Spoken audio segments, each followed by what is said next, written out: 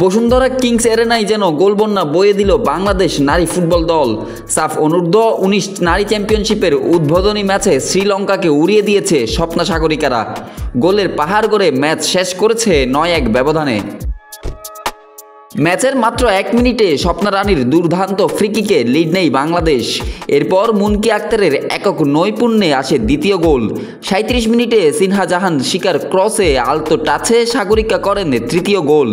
প্রথমার্ধে আরও 2 বার বল জালে জড়ালেও অফসাইডের কারণে গোল বাতিল হয়। বিরতির পর যেন ঝড় তোলে রক্সি শিষ্যরা। 48 মিনিটে সাগরিকার অ্যাসিস্ট থেকে মুনকি করেন তার দ্বিতীয় গোল। 1 মিনিট পর শান্তি মর্ডির ক্রসে আবারও জালে বল পাঠান সিনহা। এরপর আসে সাগরিকার ম্যাজিক, বক্সে ঢুকে চমৎকার ফিনিশিংয়ে দ্বিতীয় গোলের পর 58 মিনিটে পূর্ণ করেন হ্যাটট্রিক। শেষ দিকে গোল করেন রূপা আক্তার ও শান্তি মার্ডি। একমাত্র সান্ত্বনার গোলটি শ্রীলঙ্কার লায়ন শিকার পা থেকে। এবারের সাফ নারী টুর্নামেন্টে অংশ নিচ্ছে বাংলাদেশ, নেপাল, শ্রীলঙ্কা ও ভুটান। ভারত শেষ মুহূর্তে নাম প্রত্যাহার করায় বদলে গেছে ফরম্যাট। প্রতিটি দল একে অপরের সঙ্গে খেলবে 2 বার করে। সর্বোচ্চ পয়েন্টধারী দল হবে চ্যাম্পিয়ন। বাংলাদেশের পরবর্তী ম্যাচ 13 জুলাই, প্রতিপক্ষ নেপাল।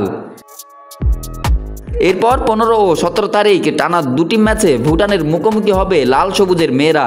19 জুলাই আবারও শ্রীলঙ্কার মুখোমুখি হবে বাংলাদেশ। শেষ ম্যাচ 21 জুলাই, প্রতিপক্ষ নেপাল। বয়সভিত্তিক সাফ টুর্নামেন্টে বাংলাদেশের মেয়েরা এখনও পর্যন্ত 4 বার শিরোপা জিতেছে। 2024 সালে তারা হয়েছিল যৌথ চ্যাম্পিয়ন ভারতের সঙ্গে। এবারের লক্ষ্য ট্রফি ঘরে তোলা এককভাবে। ডেস্ক রিপোর্ট, নিউজ নয় স্পোর্টস।